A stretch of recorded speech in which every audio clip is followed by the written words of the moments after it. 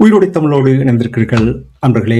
இன்று நாங்கள் நிகழ்ச்சி நடத்தாமல் வளமையாக உலக நார்வல், அரசியல் களம், இலக்கின் சிந்தனை போன்ற நிகழ்ச்சிகளில் அரசவர்களும் அடியேனும் இணைந்து இந்த நிகழ்ச்சிகளை நடத்துவோம். தேவை கருதி நாங்கள் இன்று ஒரு சம்பாசனையாக போரியல் ஆய்வாளர் அரசவர்களோடு அடியேன் உரையாட இங்கே வந்திருக்கிறேன்.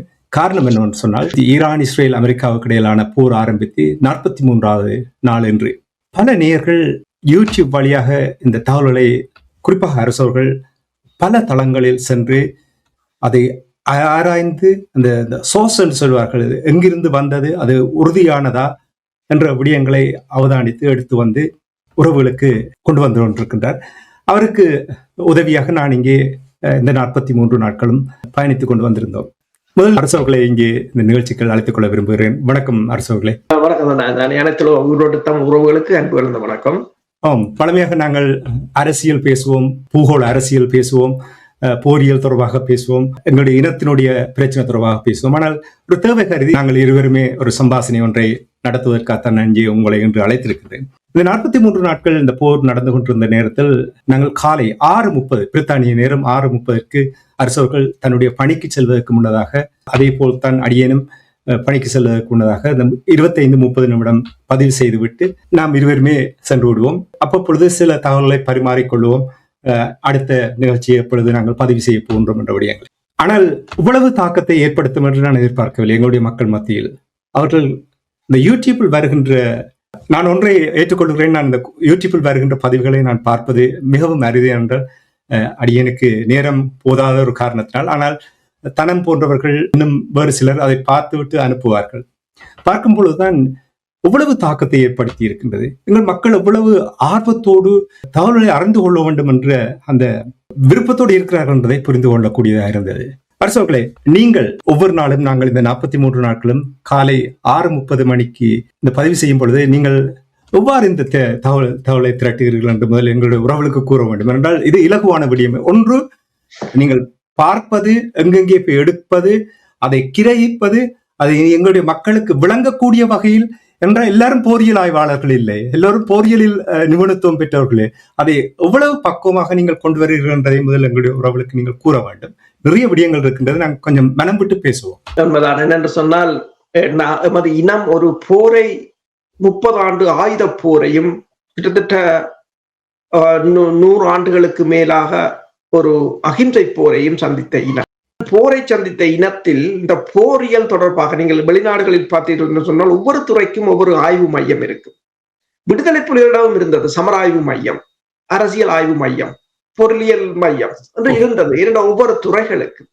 அப்படியான ஒன்று. அப்ப எங்கள் தரப்பிலிருந்து போர் தொடர்பான செய்திகளை எங்கள மக்களுக்கும், இந்த தமிழ் உலகுக்கும் ஒரு நேர்த்தியாக சொல்லக்கூடிய ஒரு இடைவெளியை நாங்கள் நிரப்ப வேண்டும் என்றது. அதுக்கு இந்த ILC வானொலி, இலக்கு போன்றவை ஒரு மிக காத்திரமான, என்று சொன்னால் அது சுதந்திரமாக தேசியத்துக்காக செயற்படும் போது உங்களால் சுதந்திரமாக, அது வியாபார நோக்கம் அல்ல, சுதந்திரமாக உங்கள் கருத்துக்களை கொண்டு வர முடியும். இப்ப மக்கள் நீங்கள் சொன்னது போல ஏன் இவ்வளவு ஆதரவை தருகிறார்கள் என்று சொன்னால், எல்லோரும் சொல்லுற, நீங்கள் நடுநிலைமையாக கூறுகிறீர்கள், பல ஊடகங்களில் கேட்காத உங்களிடம் கேட்கக்கூடியதாக இருக்கின்றது என்று.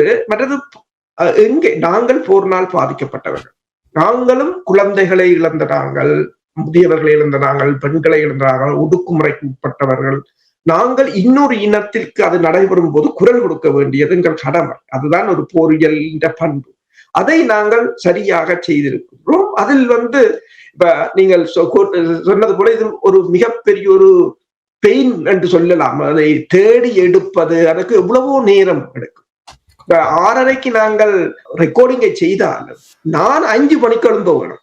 எழும்பினால்தான் மிகுதி எல்லாவற்றையும் பார்த்து அதற்கு முதலில் அதற்குரிய சோர்ஸ்களை நான் ரெஜிஸ்டர் பண்ணி வைத்திருக்க வேண்டும். மற்றது, உலகத்துல உள்ள அரசியல் தலைவர்கள், முன்னாள் அரசியல் தலைவர்கள், மிகப்பெரிய ஊடகவியலாளர்கள், மற்றது இராணுவத்துறையிலிருந்து ஓய்வு பெற்றவர்கள் எல்லோரிடமும் சமூக வலைத்தளங்கள் இருக்கின்றன. அவர்களுடைய அத்தனையிலும் நானும் ஒரு ஃபாலோவர்ஸா இருப்பேன். அவர்களிருந்து வாரது, மற்றது ஊடகங்கள் அதுகள்ல இருந்து வாரது. அப்ப இந்த நீங்கள் கமெண்ட் செக்ஷன், நான் அநேகமா எல்லா கமெண்ட்களையும் வாசிப்பது இந்த யூடியூப்பில் வாரதை, பலவற்றை பேச வேண்டும் என்று நினைப்பது. ஆனால் எங்களுக்கு கிடைக்கிற அந்த குறுகிய நேரத்துக்குள்ளால், ஏன்னா சில பேர் கூறுவார்கள் இந்த காணொளி நீளமாக போகும்போது சில பேர் கொஞ்சம் கூடி விட்டது என்று சொல்வார்கள். ஆனால் அந்த கொமெண்டை நான் அதில் போடுகிற கொமெண்ட்களை நான் பார்ப்பதுண்டு, பார்த்துட்டு அதுக்கு பதில் சொல்ல வேண்டும் என்றதை நான் பேருந்து நேரம் கிடைப்பதில்லை நான் போவது.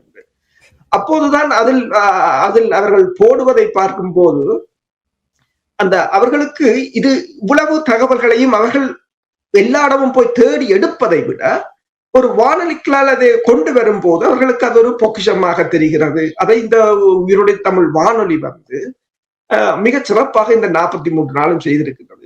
பல கொமெண்ட்களில் அவர்கள் போட்டிருந்தார்கள், இது மக்களுக்கும் எங்களுக்கு ஒரு அறிவூட்டலாகவும் இந்த உலகத்தில் என்ன நடக்கிறது என்பதையும் இதை நீங்கள் அவர்கள் பலர் கூறியிருக்கிறார்கள், நீங்கள் முன்னரே இருந்து செய்திருக்க வேண்டும் என்று எல்லாம் கூட கூறியிருந்தார்கள். ஆனால் முன்னரும் அது தொடர்பாக இப்ப நீங்கள் தராஞ்சானியன பேசுவீர்கள். ஏனென்று சொன்னால் முன்னரும் இந்த ஊடகம் இவ்வாறான பணியை செய்திருக்கும், அதற்கு என்ன தடை வந்தது என்பது தொடர்பாக நீங்கள் சொல்லுவீர்கள். ஆனால் இப்போது நாங்கள் இதை கொண்டு வருவதற்கு பெருமளவான மக்கள் ஆதரவாக இருக்கிறீர்கள். நீங்கள் இதை பிடித்திருக்கும் போது நீங்கள் உங்களுடைய நண்பர்களோ குடும்ப உறுப்பினர்களோ 10 பேருக்காவது ஷேர் பண்ணி, ஒரு 10 பேருக்கு ஒவ்வொருத்தரும் ஷேர் பண்ணி கொண்டு போனாலே இது ஒரு இண்டிபெண்டன்ட் மீடியா மக்களுக்காக தேசியத்துக்காக என்று சொல்லும் போது, இப்ப நாங்கள் ஈரானை பற்றி கதைப்பது நீங்கள் யோசிக்கலாம் எந்த தேசியம் என்று இல்லை. என்னென்று சொன்னால் வெளிவிவகார கொள்கை என்ற ஒரு நாட்டின் வெளிவிவகார கொள்கையை நீங்கள் உருவாக்கும் போது முதலில் உலக அறிவு உங்களுக்கு முக்கியமானது ஒன்று.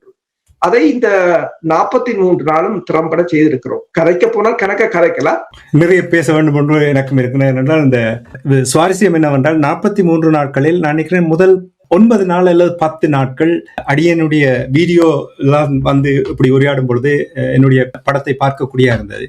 இருந்தா போல என்னுடைய படத்தை காணவில்லை, ஏன் நான் வீடியோவில் வரவில்லை என்று கேட்டிருந்தார்கள். நான் எப்பொழுதுமே அரசர்களே ஊடகத்தில் யுஎல்சி வானொலியில் நான் கூறுவது 2-3 விடயங்கள் இருக்கின்றது. உண்மைத்தன்மையோடு எப்பொழுதுமே இருக்க விரும்புகின்றேன். எப்பொழுது நாங்கள் பொய்யும் பிறட்டும் சொல்லும் பொழுது நான் ஊடகத்தில் இருக்க மாட்டேன் என்று நான் அடிக்கடி வானொலி நேயர்களுக்கு தெரியும் நான் கூறுவது. அடுத்து கூட்டு முயற்சி எப்பொழுதுமே ஒரு இனத்துக்கு நல்ல பலத்தை சேர்த்து தரும் என்பது எனக்கு அது எப்பொழுதுமே நம்பிக்கை இருந்தது.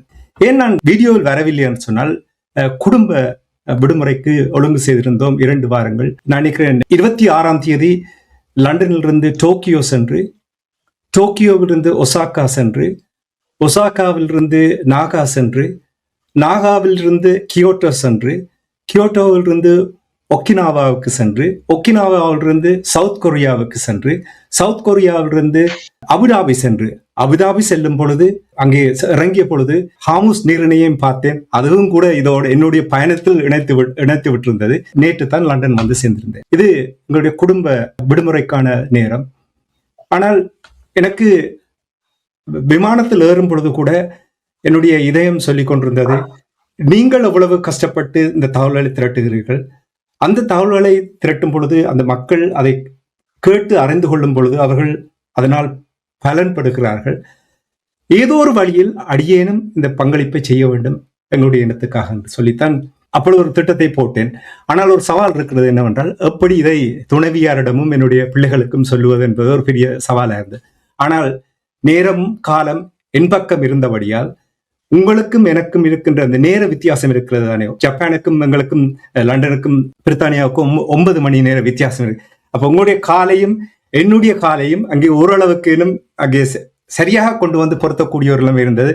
நீங்களும் சில தடவைகள் என்னோடு பேசும் பொழுது ஹொல்டேல போய் நிற்கிறவரே நான் சிக்கல்படுத்துகிறேன் நீங்கள் கூறும்பொழுது எனக்கு சரியான கஷ்டமா இருந்தது. ஏன்னா யாருடைய மனங்களை நான் புண்படுத்த விரும்பவில்லை. ஆனால் நீங்கள் ஒரு தயக்கம் இருந்ததை நான் அப்பொழுது உணர்ந்தேன். ஆனால் உறுதியாக இருந்தேன், எப்படியாவது வானொலி நிகழ்ச்சியை நடத்தியாக வேண்டும் என்று உறுதியாக இருந்தேன். அந்த சவால் எவ்வாறு இருந்தது என்பதை நான் இங்கே சொல்லித்தானே ஆக வேண்டும். என்றால் 2-3 தடவைகள் ஒரு இடத்திலிருந்து ஒரு மாறும் பொழுது பதிவு செய்வதற்கு வசதியே இல்லை.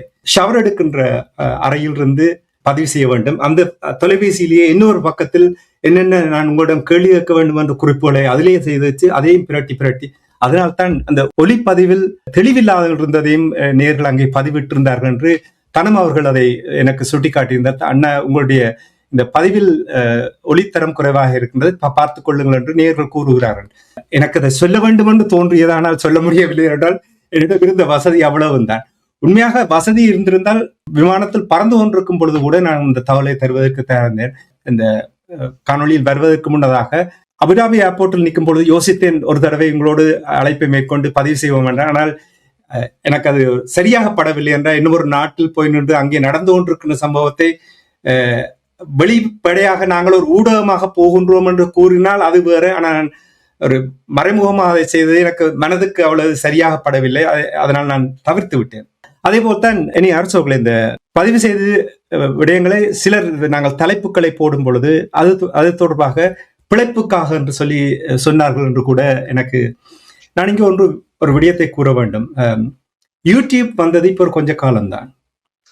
வானொலி எங்களுடைய இனத்துக்காக பங்களிக்க வேண்டும் என்று சொல்லி 1997 ஐபிசி வானொலியை ஆரம்பித்தது ஊடக பிதாமகன் என்று அழைக்கப்படும் ஏசி தாசிசிஸ் மாஸ்டர் அவர்களும் அடியேனும் இன்னும் சிலரும் இணைந்துதான் ஐபிசி வானொலியை 97 ஆரம்பித்தார். அப்பொழுது தாசிசிஸ் மாஸ்டர் அவர்கள் பிபிசியில் பணியாற்றி கொண்டிருந்து அந்த பணியை முடித்துவிட்டு ஐபிசியில் முழு நேரமாக அந்த வானொலியை நாங்கள் தேவை கருதி அந்த ஈழத்தமிழர்களுடைய இன விடுதலைக்காக உண்மைத்தன்மையோடு விடயங்களை வெளிப்படுத்த வேண்டும், அயராது உழைக்க வேண்டும் என்ற அந்த நோக்கத்தோடு மூத்த ஊடகர் ஏசி தாசிசிஸ் மாஸ்டர் அவர்கள் 97 அந்த வானொலியை ஆரம்பித்த பொழுது ஊடகத்தின் தன்மையை மாற்றிவிட்டார். ஐரோப்பிய நாடுகள் யாவும் எங்களுடைய ஈழத்தமிழ் மக்கள் தாயகத்தில் என்ன நடக்கின்றது என்று தெரியாமல் தவித்துக் கொண்டிருந்த பொழுது பால் வார்த்தது போல் தாசிசிஸ் மாஸ்டர் அவர்கள் ஊடகத்துக்கு ஒரு புது வடிவத்தை கொடுத்தார். அப்பொழுதுதான் எனக்கு புரிந்தது. நான் உண்மையை சொல்லுகிறேன், அதுவரையும் எனக்கு இந்த போராட்டம் தொடர்பாக அவ்வளவு என்னுடைய மனதில் இருக்கிற கொஞ்சம் ஆரம்பத்தில் இங்கே வந்தபடியால் நான் அங்கே நடந்த சம்பவங்களை அதிகமாக பார்க்கவில்லை. ஆனால் வாசித்திருக்கிறேன், கேட்டிருக்கின்றேன், மாஸ்டரூடாக நிறைய தகவலை அறிந்திருக்கின்றேன். அப்பொழுதுதான் எனக்கு புரிந்தது ஊடகம் ஒரு இனத்துக்கு தேவை ஏன் என்றதை புரிந்தது. தாசிசிஸ் மாஸ்டர் அவர்கள் இன்னும் சிலரை சேர்த்து அப்பப்பா எத்தனை மணித்தியாலம் அந்த கலையகத்தில் நாங்கள் செலவழித்திருப்போம். இப்பொழுது சிந்தித்து பார்க்கும் பொழுது, அவ்வளவு ஆண்டுகள் பின்னே போய் சிந்தித்து பார்க்கும் பொழுது அவ்வளவு அர்ப்பணிப்போடு செயல்பட்டிருக்கிறார்கள் சொல்லி.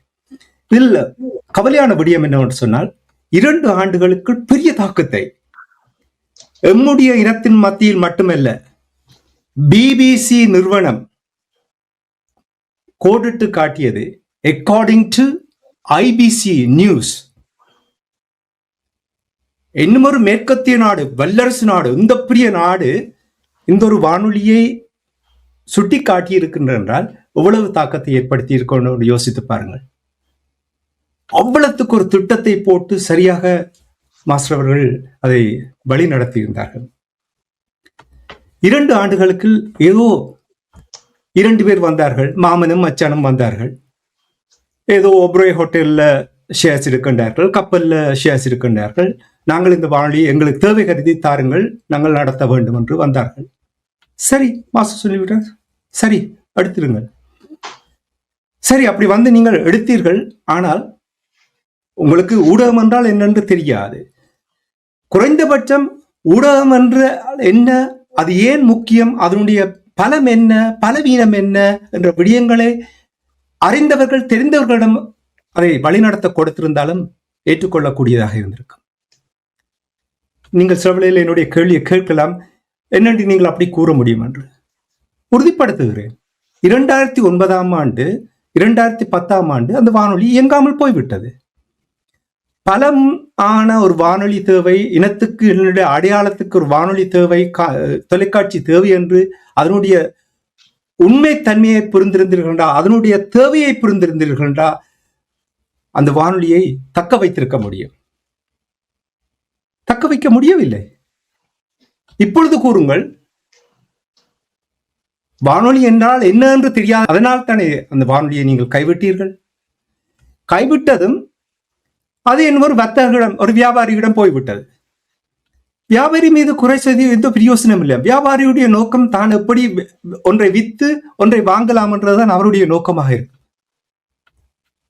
தாசிசியஸ் மாஸ்டர், அடியேன், அவர்களோடு இணைந்தவர்கள் நம்முடைய இனத்துக்காக, அந்த தியாகத்துக்காக, அந்த அர்ப்பணிப்புக்காக நாங்கள் 97ஆம் ஆண்டு ஆரம்பித்ததிலிருந்து இன்று வரை ஒரு பெனி கூட, ஒரு ரூபாய் கூட நான் ஊதியமாக பெற்றதில்லை. அடியேன் ஏன் இந்த நாட்டுக்கு வந்தோம், படித்தோம், தேவையான அளவுக்கு எங்களுடைய குடும்பத்துக்கு தேவையான அளவுக்கு பிள்ளைகளை படிப்பிப்பதற்கான அளவுக்கு அடியேன் படித்து வேலை செய்து கொண்டிருக்கின்றேன். நான் ஒரு சைபர் செக்யூரிட்டி கன்சல்டன்டாக இருக்கிறேன். எங்களுடைய நிறுவனம் விற்கின்ற மென்பொருளை பப்ளிக் செக்டர், அதாவது சென்ட்ரல் கவர்மெண்ட், லோக்கல் கவர்மெண்ட், அந்த டிபார்ட்மெண்ட்ஸுக்கு ஆலோசனை வழங்குகின்ற பணி நான் செய்து கொண்டிருக்கின்றேன். எனக்கு யூடியூபால் எந்த ஒரு நிதியும் தேவையில்லை. அதே போல் இங்கே போரியல் ஆய்வாளர் அரசு அவர்கள், போரியல் அவர் அது போரியலில் இருந்த ஆர்வத்தினூடாக கடந்த 30-40 ஆண்டுகளாக அது தொடர்பாக படிப்பதும் தகவலை திரட்டுவதும் அவருடைய ஒரு பொழுதுபோக்கு என்று சொல்லலாம். ஆனால் அவருக்கு இவ்வளவு ஒரு அறிவையும் ஆற்றலையும் கொடுத்திருக்கின்றது. ஆனால் அவர் ரசாயனத்துறையில் பேராசிரியர். அவருக்கும் அவருடைய குடும்பத்துக்கு தேவையான நிதி வரக்கூடிய பணியை செய்து கொண்டிருக்கின்றோம். எங்களை போன்று ஐஎல்சி வானொலியில் கிட்டத்தட்ட ஒரு 20க்கும் மேற்பட்டவர்கள் தொண்டர்களாக வேலை செய்கிறார்கள். நான் ஐஎல்சி வானொலி எப்படி உருவாகினது என்பதை அதற்கு வருகின்றேன். தொண்டர்களாக வேலை செய்கிறார்கள். எந்த ஒரு எதிர்பார்ப்பும் இல்லை. எங்களுடைய மக்களுக்காக, நாங்கள் எங்களுடைய இனத்துக்காக, எங்களுடைய மொழிக்காக எங்களுடைய பங்களிப்பை செய்ய வேண்டும் என்ற அந்த அர்ப்பணிப்போடு செயல்படுகிறார்கள். 17வது ஆண்டு காலடி வைத்திருக்கின்றோம். அரசவர்கள் ரசாயனத்துறையில் பேராசிரியராக இருக்கின்றவர். அவர் தன்னுடைய துறையில் பணிபுரிந்து கொண்டிருக்கின்றார். அவருக்கு யூடியூபால் எந்த ஒரு தொகையும் தேவையில்லை, அடியனுக்கும் எந்த ஒரு தொகையும் தேவையில்லை. எங்களுடைய நோக்கம், எமக்கு நிறைய படித்தோம், நிறைய பணம் சம்பாதித்தோம், எங்களுடைய குடும்பம் நல்லா இருக்கின்ற ஒதுங்கி போவது எங்களுடைய நோக்கம் இல்லை. அந்த அர்ப்பணிப்பு, அந்த தியாகம், இதை நாள்தோறும் சிந்திக்கும் பொழுது ஒரு துளியாவது எம்மினம் சமநிலை பெற வேணும். சில வேளையில் நீங்கள் கேட்கலாம், நீங்கள் 2 பேருமே அல்லது நீங்கள் ஒரு 25 பேர் 30 பேர் ஐஎல்சி இலக்கு இந்த நிறுவனத்தில் தொண்டர்களாக பணிபுரிவதால் சமநிலை பெறுவதா என்று நீங்கள் கேட்கலாம். இல்லை ஐயா, ஒரு சிறு துளி, ஒவ்வொருவராலும் அந்த அர்ப்பணிப்பை ஒரு சிறு துளியாக நாங்கள் கொடுப்போமா இருந்தால் அது பெரிய தாக்கத்தை ஏற்படுத்தும். அந்த நம்பிக்கை எப்பொழுதுமே இருந்து வந்திருக்கின்றது. வானொலியை கேட்பவர்களுக்கு தெரியும். கூட்டு முயற்சி, கூட்டு முயற்சி, கூட்டு முயற்சி என்று அடிக்கடி கூறுவது ஒன்று. நாங்கள் ஒதுங்கி இருக்கலாம், ஒதுங்கி போய் எங்களுடைய பாட்டை மகிழ்ச்சியாக, இப்ப நான் விடுமுறை ஒரு தடவை போறதுக்கு பதிலாக 5 தடவை போகக்கூடிய வாய்ப்பு. ஆனால் சுயநலம், எங்களுடைய இனத்துக்காக, எங்களுடைய மக்களுடைய நிம்மதியாக வாழ்வதற்காக, பாருங்கள், உலக பரப்பில் எவ்வளவு நிம்மதியாக பலர் வாழுகிறார்கள். நிம்மதி இல்லாமல் வாழுவர்கள். எங்களுடைய இனம் கண்ட அந்த கொடூர தாண்டவம், அந்த இனக்கருவறுப்பு, இதை பார்த்துவிட்டு எப்படி நான் எங்களுடைய குடும்பம் என்று ஒதுங்கி இருக்க முடியவில்லை. அதனால்தான் இந்த பங்களிப்பை நாங்கள் செய்கிறோமே தவிர, தயவு செய்து நீங்கள் யோசிக்காதீர்கள் யூடியூப்புக்காகத்தான் தலைப்பை போடுகிறார்கள் அல்லது இந்த நிகழ்ச்சியை நடத்துகிறார்கள் என்று.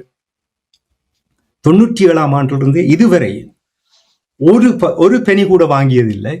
ஏனென்றால் இது என்னுடைய மக்களுக்காக, எம்முடைய மக்களுக்காக எங்களுடைய பங்களிப்பு என்றதைத்தான் என்னால் கூற முடியும். அரசோகளை மன்னித்துக் கொள்ளுங்கள், நான் எப்பொழுதுமே உண்மையாக இருக்கத்தான் விரும்புகிறேன், தூய்மையாக இருக்க வேண்டும் என்பதற்காக. அரசியலிலும் கூட நாங்கள் உங்களோடு உரையாடும் பொழுது கூட சில வேளைகளில் அதை ஒரு காழ்ப்புணர்வை வெளிப்படுத்துவது போல் இருக்கும். ஆனால் காழ்ப்புணர்வை வெளிப்படுத்துவதில்லை, மாற்றத்தை ஏற்படுத்த வேண்டும். நான் இங்கே அடிக்கடி கூறிக்கொண்டு வந்திருக்கின்றேன், இந்த ஃப்ரேம் ஒர்க் கொண்டு உருவாக்க வேண்டும். கணக்கு பொறுப்படுத்தால் கணக்கு காட்ட வேண்டும். இல்லையென்றால் இப்ப இந்த வானொலியை தொடர்பாக அரசவர்கள், நான் நிறைய பேசிவிட்டேன். ஏனென்றால் இந்த விடயங்கள் சில வேளைகளில் எனக்கு தெரியும் ஐபிசி ஆரம்பித்த காலங்களில் அப்பொழுதெல்லாம் வந்தது வரலாற்றை சிலதை மறைக்க வேண்டும் என்றெல்லாம் விரும்பினார்கள். வரலாற்றை ஒரு காலமும் மறைக்க முடியாது, அது ஏதோ ஒரு விதத்தில் வெளிவரும். இப்ப பாருங்க, இவ்வளவு நேயர்கள் இவ்வளவு தூரம் இருந்து கேட்டுவிட்டு அதை சொல்லும் பொழுது உண்மையோடு நான் நிலைமைகளை விளங்கப்படுத்தினால்தான் அவர்கள் அதை புரிந்து கொள்வார்கள். நீங்கள் கூறுங்கள் இந்த உங்களுடைய இந்த பயணம் தொடர்பாக. உண்மைதான், நீங்கள் கூறியது போலதான். என்னன்னு சொன்னால் அவரவர்களுக்கு பணிகள் இருக்கின்றன. இப்ப என்னை பொறுத்தவரையில் ஒரு டென்டல் மேனுஃபேக்சரிங் கம்பெனி ஒன்றுல ரிசர்ச் அண்ட் டெக்னாலஜி செக்ஷனுக்கு நான் ஹெட்டாக இருக்கிறேன். ஆனால் இப்ப என்னென்ற சொன்னால், நான் அதே சமயம் கெமிஸ்ட்ரியில டியூஷன் கொடுக்கிறது. அப்ப டியூஷன் கொடுக்க நான் அவர்களுக்கு ஒன்று சொல்வது, நீ கற்றுக்கொள்வதற்கு ஒரு நல்ல ஒரு முறை என்னென்று சொன்னால், நீ கற்பதை மற்றவர்களுக்கு படிப்பியல். அதாவது teaching is a good way of learning என்று சொல்வார். அதே போலதான் நாங்கள் என்னிடம் இருக்கிற அறிவை ஒரு சொல்ல வேண்டிய, நாங்கள் அதை என்னுடனே போக தேவையில்லை, அதை மக்களுக்கு எவ்வாறு கொண்டு போக வேண்டும் என்றதை அதைத்தான் இப்போது பலரும் வந்து இதில் எழுதியிருக்கிறார்கள் என்று சொன்னால், இவ்வளவோ பிரயோசனமாக இருக்கிறது நீங்கள் சொல்வது, தேடுவது, சொல்வது சொல்லி அதை வெளியில் மக்களுக்கு தெரிவிக்க வேண்டும் என்பதற்காக தான் இதில் வந்து செய்கின்றோம். அதிலும் நான் கூறியது போல எனக்கே பெரிய ஒரு சங்கடமாக இருக்கும் கொள்ளையில போற வரை.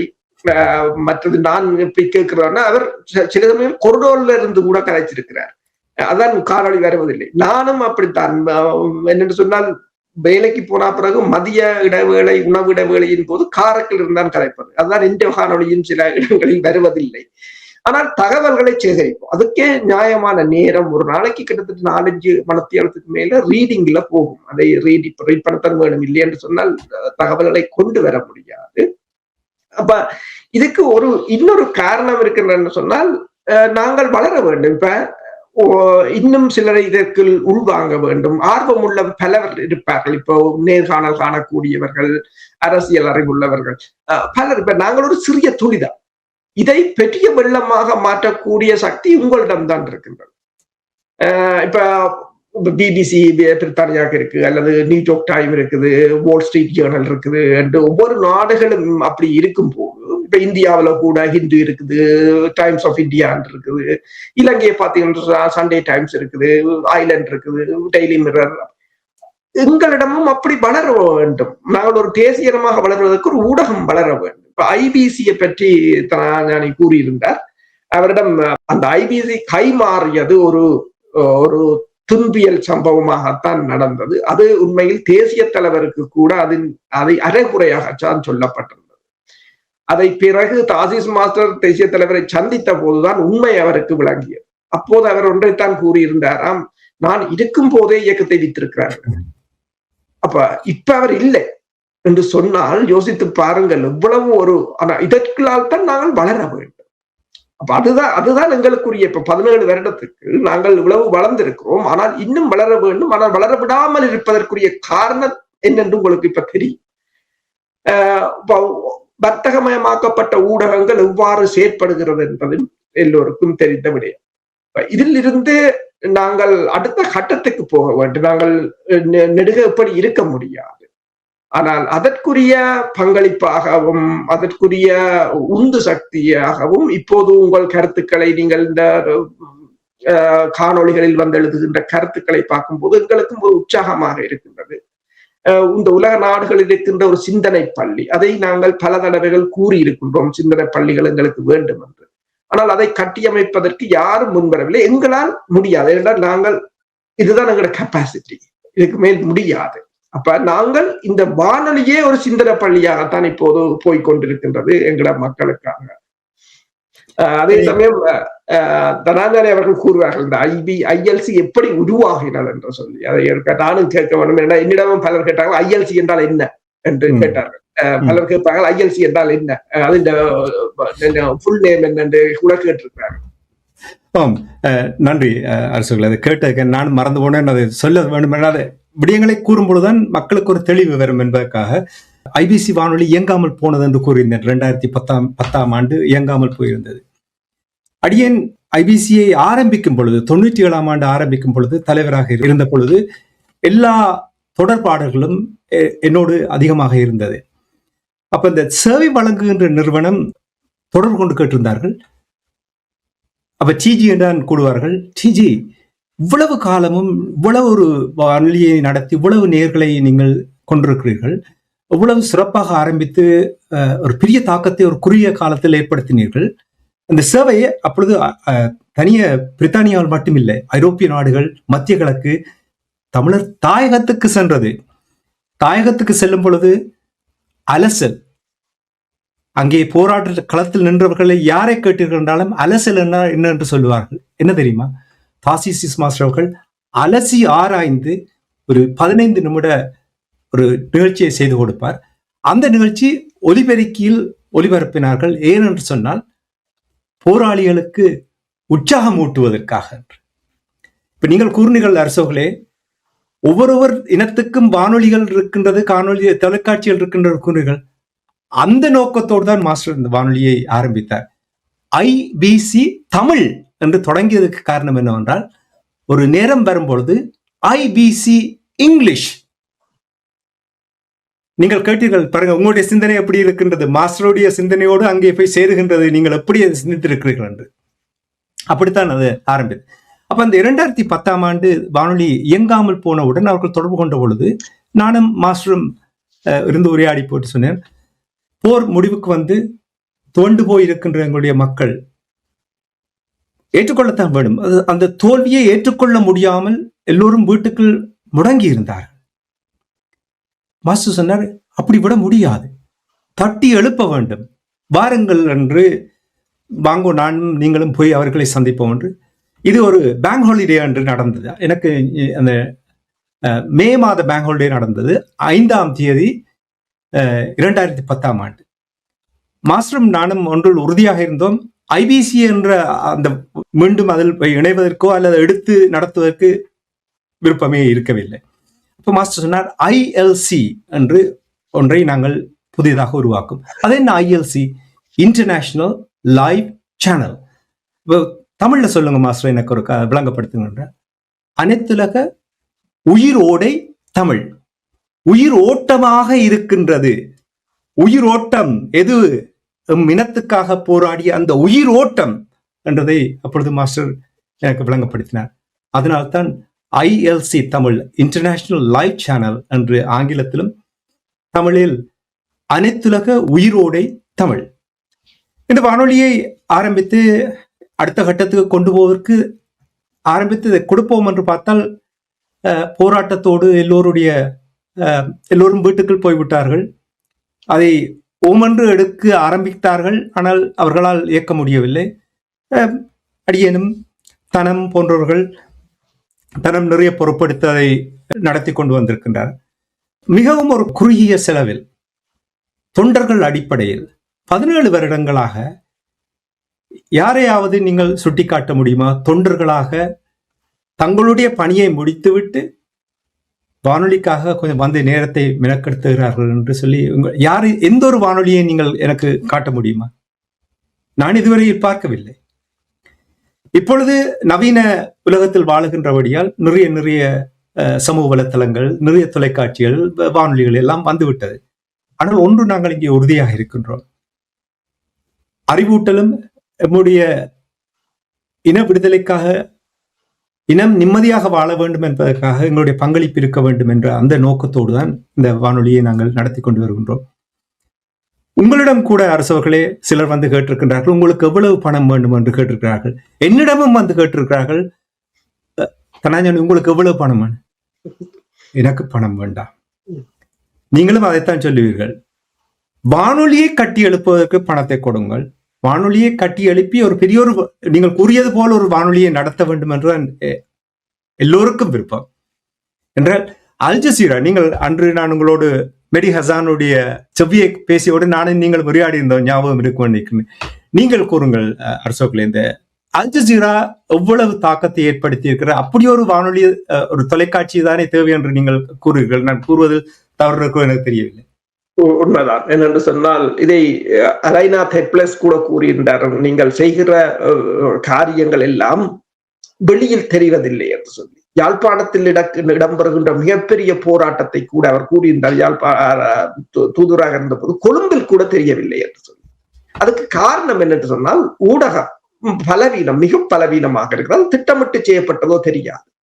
இப்ப அல் ஜசீராவை பாருங்கள், காசாவில் இடம்பெற்றதையும் இன்றைக்கு இந்த ஈரான் போர் வரையிலும் அவர்களும் நீங்கள் பார்க்கலாம் 24 மணி நேரமும் 24/7 என்று சொல்றோம், இயங்கிக் கொண்டுதான் இந்த ஒவ்வொரு மணித்தியாலும் ஒவ்வொரு நிமிடமும் அதுதான் உயிரோடை என்று சொல்றாரு. இந்த உயிரோடை என்றால் நீங்கள் உயிரோடு இருப்பது என்றால் என்ன? 24/7. அதுதான் அந்த வானொலியும் 24/7. அது இந்த ஈரான் போரிலும் கூட லெபனானில் இடம்பெறுகின்ற சம்பவம் தந்த இனத்துக்காக அந்த வானொலி அந்த அந்த ஊடகம் மிகப்பெரிய ஒரு பணியை செய்திருக்கு. அது தந்த இனத்துடன் மட்டும் நிற்கவில்லை. இப்ப மெரிஹாசன் ரணில் விக்ரமசிங்க அந்த இன்டர்வியூ பார்க்கலாம். பல இனங்கள் பல நாடுகளில் இடம்பெறுகின்ற பிரச்சனைகள் எல்லாவற்றையும் கொண்டு வரும் போதுதான் எல்லா வியூவர்ஸும் உள்ளுக்கு வருவார்கள். அப்ப எங்கடையும் அவ்வாறுதான். இப்ப இதை எங்களுக்கு நிறைய வளம் இருந்து நாங்கள் இதை ஆங்கிலத்திலும் செய்தோம் என்றால் யோசிப்பார்கள் இவ்வளவு நாடுகள் எங்களுக்குள் வந்திருக்கும். அதுக்கு நாங்கள் எங்களையும் சொல்லக்கூடியதாக இருக்கு. அதைத்தான் அல் ஜசீரா செய்து கொண்டிருந்தது. என்று சொன்னால் முதலில் உலகத்துக்குள் போய் அதுக்கு எங்கள் பிரச்சனைகளையும் கொண்டு போகும் போது எல்லாருக்கும் பல நாடுகளை மாற்றி விட்டார்கள். பிரான்ஸ்ல இருந்து ஸ்பெயின்ல இருந்து இன்றைக்கு அந்த இந்த மேற்குலக நாடுகள பிரச்சாரத்தை உடைத்தறிந்து விட்டார். நீங்கள் ஒன்று அவதானித்திருப்பீர்கள், அல் ஜசீராவை நீங்கள் பார்க்கும் பொழுது ஒவ்வொரு நாளும் அதில் இருக்கும் இன அழிப்பு, ஜெனோசைட் இன் காசா என்று இருக்கும். அப்படி சொல்வதற்கு எங்களுக்கு அதை பார்ப்பவர்கள் இப்ப எத்தனை கோடிக்கணக்கானவர்கள் பார்க்கிறார்கள். ஜெனோசைட் என்று இருக்கும் பொழுது, இன அழிப்பு என்று பார்க்கும் பொழுது அவர்களுடைய மனதில் அதை உண்மையே அங்கே கூறுகிறார்கள். அதை கூறுவதற்கு தளம் தேவை இல்லையா? உண்மைதான். அவர்கள் அதை பயப்படவில்லை. எந்த ஒரு அதாவது ஊடகத்துறை என்பது அதான் மிக முக்கியமான ஒன்று. விமர்சனங்கள் இன்றைக்கு பாருங்கள், ட்ரம்ப் எவ்வளவு கெட்ட வார்த்தையால் அமெரிக்க ஊடகங்களை பேசினாலும் அவர்கள் யாருக்கும் பயப்படவில்லை. அதே போலதான் அல் ஜசீரா இனப்படுகொலை என்ற வார்த்தையை பேசுவதற்கு தமிழர்களை அச்சுறுத்தியும் என்றார்கள். அது கூடாத வார்த்தை என்றது போல அதை சொல்ல வேண்டாம், போர்க்குற்றம் என்று சொல்ல வேண்டும் என்றதை இவ்வாறான ஒரு தளம்பல் நிலைகளை எல்லாம் மாற்றி அமைக்கிறது ஒரு ஊடகத்தால் தான் முடியும். இந்த தளம்பல் நிலைகளுக்கும் இந்த பின்னடைவுகளுக்கு காரணமாக முக்கியமாக இருந்ததை இந்த ஊடக பலவீனம் தான். அதை எதிரி உண்மையில் செய்திருப்பார். ஆனால் அதை உடைப்பதற்காக உருவாக்கப்பட்ட இந்த வானொலி கூட இன்னும் மேலே வரவில்லை. இன்னும் எவ்வளவோ பணிகள் இருக்கின்றன. பெருமளை இது ஒரு சிறிய துளிதான். விரிவடைய வேண்டியது மிகப்பெரிய ஒரு பணி இருக்கின்றது. அதை மக்களால் தான் செய்ய முடியும். ஒரு சிலர் 4 பேரால் அதை முடியாது. அதைத்தான் நான் வானொலியில் பேசப்படுறது கூட்டு முயற்சி வேண்டும். இந்த வானொலியை ஓரளவுக்கு நாங்கள் ஒரு குறுகிய நேரத்தில் நடத்தினாலும் தரமான வானொலி இருக்கின்ற நான் சொல்லவில்லை, நேர்கள் கூறுவதைத்தான் கேட்கின்ற நிறைய நிகழ்ச்சிகள். அதாவது தமிழ் அறிவு போட்டி நடைபெறும், செய்தி வரும், இனி அரசியல், உலக அரசியல், இனி ஊர் வசந்தம், எழுத்து வந்தது சொல் முளைக்குமா என்று அப்படி போட்டி நிகழ்ச்சிகள், இனி மகிழ்வூட்டு நிகழ்ச்சிகள், நேர்கள் தங்களுடைய ஆதங்கங்களை வெளிப்படுத்துவது. ஒன்றில் நாங்கள் தெளிவாக இருக்கின்றோம் என்னவென்று சொன்னால், எதையுமே திணிப்பதில்லை. இதைத்தான் நீங்கள் செய்ய வேண்டும், இப்படித்தான் செய்ய தகவல்களை நாங்கள் திரட்டுவோம், விடயங்களை கூறுவோம் பொழுது நீங்கள் தான் முடிவெடுக்க வேண்டும்.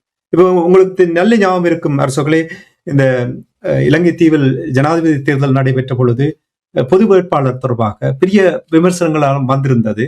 ஆனால் உறுதியாக இருந்தோம் என்றால் எம் இனத்தினுடைய நிலைமைகளை வெளிப்படுத்துவதற்கு நாம் ஒரு சுயமாக நாமவே இயங்க வேண்டும் என்ற அந்த ஒரு நோக்கத்தை, இப்ப தமிழர்கள் போய் வேறு இடத்துக்கு வாக்கு போட்டதால் மாற்றத்தை கொண்டு வரப்போவது என்று இல்லை, உழவு காலம் மாற்றத்தை கொண்டு வரப்போல அது. ஆனால் எங்களுடைய நிலைமைகளை வெளிப்படுத்துவதற்கு ஒரு சந்தர்ப்பமாக பார்க்கப்பட்டது. அது கூட ஒரு சந்தர்ப்பமாக நீங்கள் பார்க்கவில்லையா? உண்மைதான். அதில் கூட பலர் கேள்விகளை கேட்டிருந்தார்கள். உண்மையில் அதில் நாங்கள் ஒரு மிகப்பெரிய ஒரு சாதனையை செய்திருந்தோம். என்று சொன்னால் 2,25,000 வாக்குகள். ஆனால் அது அந்த கருத்துருவாக்கத்தை உருவாக்கி இருந்தோம். அதான் ஒரு சிறிய சிந்தனை தான். என்னென்று சொன்னால், சிங்களவருக்கு வாக்களித்து போட்டு என்னென்று தமிழ் தேசியத்தை பேசுவார். இதுதான் அந்த கருப்பொருள். அப்ப நாடாளுமன்ற தேர்தலில் நாங்கள் தமிழர்களுக்கு வாக்களித்தோம். இதில் என்னென்று சிங்களவர்களுக்கு வாக்களித்தால் அதை ஏற்றுக்கொள்றோம் என்றுதான் அர்த்தம். பிறகு நீங்கள் தமிழ் தேசியம் தமிழீழம் என்று கேட்பதில் என்ன அர்த்தம் இருக்கின்றது? அதை விட்டு விடுங்கள். சிங்களவற்ற 74% மக்கள் அவர்கள் அவர்கள் தெரிவு செய்வார். நீங்கள் வாக்களிக்கலையோ அவங்களோட வாக்குத்தான் தீர்மானிக்க போகிறோம். ஆனால் அதுக்குள் போய் எங்களை அடையாளத்தை ஏன் அழிக்க வேண்டும்? அந்த ஒரு சிந்தனை தான் அதில் இருந்ததை தவிர வேறு ஒன்றும் இல்லை. ஏனென்று சொன்னால் நாங்கள் அடிப்படையில் இருந்து மாற வேண்டும். ஆனால் அதில் உண்மையில் வெற்றி கண்டோம். அது மிகப்பெரிய ஒரு மாற்றத்தை கொண்டு வந்திருந்தது. அவ்வாறான ஒரு நிலையை எங்களால் ஒரு சிறிய பலத்தை வைத்துக் கொண்டு உருவாக்க முடியும் என்று சொன்னால் யோசித்து பாருங்கள். இந்த ஊடகம் மிக பெருசாக வளர்ந்து ஆங்கிலத்திலும் வந்து தமிழிலும் வந்து வேறு மொழிகளிலும் வருமாக அந்த வளங்கள் எங்களிடம் இருக்கின்றன. அப்ப அவ்வாறு வருமாக இருந்தால் நாங்கள் எவ்வளவோ மாற்றத்தை கொண்டு வந்திருக்க முடியும். நிச்சயமா அதுக்கு இளையவர்கள் தயாராக இருக்கிறார்கள். அன்று கூட எங்களுடைய வானொலியில் எழு கதைகள் என்ற ஒரு நிகழ்ச்சி நடைபெறுகிறது. இளையவர்கள் தான் அதை நடத்துவார்கள். அவர்களோடு அன்று தொலைபேசி அழைத்து கேட்டிருந்தார்கள். தாங்கள் அடுத்த கட்டத்துக்கு கொண்டு போவதற்கு சில திட்டங்கள் இருக்கின்றது, சில விடயங்கள் உங்களோடு உரையாட விரும்புகிறேன். அஞ்சுடன் ஃப்ரீ ஹேண்ட், நீங்கள் என்ன செய்ய போகிறீர்களோ எப்படி செய்ய போகிறீர்களோ ஒன்றுக்கும் தடையாக இருக்க மாட்டோம் என்று கூறினார். என்றால் அவர்கள்தான் வருகின்ற அடுத்த சந்ததியினர், அவர்கள்தான் இதை வழி நடத்த வேண்டும். தொடர்ந்து எங்களால் ஆன பங்களிப்பை நாங்கள் செய்யலாம். ஆனால் இந்த வானொலியை ஒரு சரியான வழியில் கட்டி எழுப்பி ஒரு பெரிய ஒரு ஊடகமாக அனைத்து மக்களும் அதனால் பயன் பெறக்கூடிய ஒரு வானொலியை தான் உருவாக்க வேண்டும் என்றுதான் விருப்பம். அடியனை பொறுத்த மட்டில் எந்த ஒரு குறையும் கடவுள் எனக்கு வைக்கவில்லை. எனக்கு நல்ல நம்பிக்கை இருக்கு, கடின உழைப்பு, இவையெல்லாமே நான் அதை நம்புவேன். எனக்கு விளையாட்டுத் துறையிலும் கூட எனக்கு நல்ல வாழ்க்கை அமைந்திருந்தது. கிரிக்கெட் துடுப்படுத்தாட்டம் ஸ்ரீலங்காவுக்கு எதிராக விளையாடும் பொழுது அப்பொழுது அந்த விளையாட்டு களத்தில் இருந்த மகானாமா அவர்கள் வந்து கேட்டிருந்தார், நீங்கள் எங்கே இலங்கையில் விளையாடினீர்கள் என்று. நான் சொன்னேன், நாங்கள் நோத்தில் விளையாடுவோம், அங்கு உங்களுக்கு அதை பற்றி அக்கறை இல்லை என்று. அவர் சிரித்து போட்டு போனார். அப்படி சந்தர்ப்பம் கிடைத்தது. அதை கிரிக்கெட் எனக்கு ஒரு நல்ல ஒரு வாய்ப்பை தந்தது. இங்கிலாந்து கிரிக்கெட் போர்டில் இடிஐ என்ற ஒரு ஆலோசனை குழுவில் வந்து பங்கெடுக்குமாறு என்னை கேட்டிருந்தார்கள். அடியேனும் அதில் பங்கெடுத்திருந்தேன். தொடர்ந்து நான் எனக்கு எந்த துறை நல்ல சந்தர்ப்பத்தை உருவாக்கி தந்ததோ அந்த துறைக்கு பங்களிக்க வேண்டும் என்றதில் அடியேன் எப்பொழுதுமே அவ்வாறு தான் செயல்படுவேன். கிரிக்கெட் துறையிலும் என்னுடைய பங்களிப்பு தொடர்ந்து கொண்டுதான் இருக்கின்றது. ஊடகத்துறை எங்களுடைய மக்களுக்கு தேவை. இந்த ஊடகத்தை கட்டி எழுப்ப வேண்டும் என்பதை ஃபட்டிமார் மாஸ்டர் அவர்கள் இந்த இலக்கின் சிந்தனை நிகழ்ச்சியில் வந்து உரையாடும் பொழுது எத்தனை தடவைகள் கூறினார். அவரும் கூட 50 ஆண்டுகளாக இந்த ஊடகத்துறையில் பயணித்துக் கொண்டிருக்கின்றார். இவர்களுடைய அந்த அனுபவங்களை கொண்டு வந்து ஒரு பெரிய ஒரு பலமான ஒரு வானொலியை உருவாக்கினால் நான் நினைக்கிறேன் எங்களுடைய இனத்தை ஒருங்கிணைப்பதற்கு, ஒன்றுபடுத்துவதற்கு இது தளம் அமைத்துக் கொடுக்கும். இந்த தளத்தை பயன்படுத்தலாம். மாஸ்டர் தாசிஸ் மாஸ்டர், இந்த வானொலியில் வாருங்கள், உங்களுடைய திட்டங்களை, உங்களுடைய செயற்பாடுகளை கூறுங்கள், மக்களுக்கு தெரியப்படுத்துங்கள் என்று அடிக்கடி கூறி வந்திருந்தார். அதைத்தான் இப்பொழுதும் நாங்கள் தொடர்ந்து கூறக்கூடியதாக இருக்கின்றது. தளத்தை பயன்படுத்துங்கள். தளத்தை, இந்த வானொலியை கட்டி எழுப்புவதற்கு முன்வாருங்கள். எங்களுக்கு பணம், எனக்கு பணம் தேவையில்லை, அரசுக்கு பணம் தேவையில்லை. இந்த வானொலியை கட்டி எழுப்புவதற்கு அங்கே பணிபுரிபவர்களுக்கு அவர்களுடைய செலவுகளுக்கு அவர்களுக்கு நிறைய பணத்தை அள்ளி கொடுங்கள் என்று இனிவரும் காலங்களில் அது எவ்வளவு சாத்தியமோ எனக்கு தெரியவில்லை. அல்லது பெரிய ஒரு தனவந்தர் வந்து நான் பணத்தை கொடுக்கிறேன் என்று வந்து கொடுத்தால் அது வேற. அப்படி ஒரு, ஆனால் எனக்கு ஒரு விருப்பம் எப்பொழுதும் என்னவென்று சொன்னால், இந்த இனத்துக்காக ஒரு இலவசமாக நாங்கள் பங்களிக்கும் பொழுது அதிலும் ஒரு திருப்தி இருக்கிறது. அப்படி ஒரு அந்த இடைக்குள் தான், ரெண்டுக்கும் இடையில் தான் அப்படித்தான் செயல்படுவது இனிவரும் காலங்களில் சாத்தியமாகும் என்றதை கூறிக்கொண்டு மன்னித்துக் கொள்ளுங்கள் அரசர்களே, நான் நிறைய பேசிவிட்டேன். இந்த விடயங்களை நாங்கள் எங்களுடைய மக்களுக்கு தெரியப்படுத்தினால்தான் இந்த உண்மை நிலைகளை புரிந்து கொள்ளார்கள் என்பதற்காக நான் கொஞ்சம் நேரத்தை எடுத்து விட்டேன். பழமையாக நீங்கள் தான் நிறைய நேரம் எடுப்பீர்கள், நான் என்று கூட நேரம் எடுத்து விட்டேன். கூறுங்கள் நீங்கள் நிறைவாக. நீங்கள் அதாவது இந்த ஊடகத்தை உங்களுக்கு நாங்கள் திரும்ப கூறுவது என்னென்றால், அடிக்கடி இந்த எங்கள் காணொலியில் கூறும்போது இந்த ஊடகம், இந்த தகவல்கள் உங்களுக்கு பிடித்திருந்தால் நீங்கள் உங்கள் உறவினர்கள், நண்பர்களுக்கு ஷேர் பண்ணி, சப்ஸ்கிரைப் பண்ணி இந்த ஊடகத்தை, ஏன்னு சொன்னால் பல மக்களை சென்றடைய வேண்டும். இந்த கருத்துக்கள் இவ்வளவு மக்களை ரீச் பண்றோமோ பலருக்கு அதை, அந்த மக்களின் கருத்துருவாக்கத்தை உருவாக்குவதற்கான உதவிகளாகத்தான் அது இருக்கும். அதை செய்ய வேண்டும் என்று கேட்க யோசிப்பது, ஆனால் எங்களுக்கு கிடைக்கிற ஒரு சொற்ப நேரத்துக்கு மறந்து போய்விடுவது. ஆனால் அவ்வாறு அதை செய்யுங்கள். உங்களால் முடிந்த பங்களிப்பை நீங்கள் அந்த கொமெண்ட்களை எழுதுங்க. நாங்கள் எல்லாம் எல்லாத்தையும் படிக்கிறோம் என்று சொன்னால் அது விமர்சனம் மிக முக்கியமானது ஒன்று. அது பாசிட்டிவாக இருக்கலாம், நெகட்டிவாக இருக்கலாம், அது பிரச்சனை இல்லை. அதுதான் எங்களை மெருகும். நான் பல நெகட்டிவை பார்த்து நான் திருந்திருக்கேன். நான் சொல்லுகிற வார்த்தைகளில் கூட சில பேர் சொல்லியிருப்பார்கள், அப்படி ஸ்டார்ட் பண்ணி நான் பேர் அதனை குறைத்திருக்கிறேன். அப்படி உண்மையில் அது எங்களுக்கு ஒரு ஆக்கப்பூர்வமானது. எங்களோட இணைந்து நீங்கள் பயணியுங்கள்.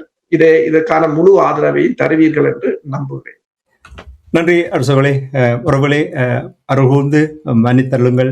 ஏதாவது தவறாக இங்கே நாங்கள் பேசியிருந்தால் கூறுவது போல் உண்மையாக இருக்க விரும்புகிறேன். உண்மை சொல்லத்தான் விரும்புகிறேன். தூய்மையான ஒரு அரசியல் நடத்த வேண்டும் என்பதற்காக சிலர் மீது நாங்கள் இறுக்கமாக பேசும் பொழுது அது ஒரு காழ்ப்புணர்வை வெளிப்படுத்துவது போல் இருக்கும். ஃபட்டிமா மாஸ்டர், அரசு அவர்கள், இராமேந்திரன் போன்றவர்களோடு நாங்கள் உரையாடும் பொழுது, எனவே அவ்வாறான ஒரு நிலைமை இல்லை. எங்களுடைய இனம் விடுதலை பெற வேண்டும், நிம்மதியாக வாழ வேண்டும்.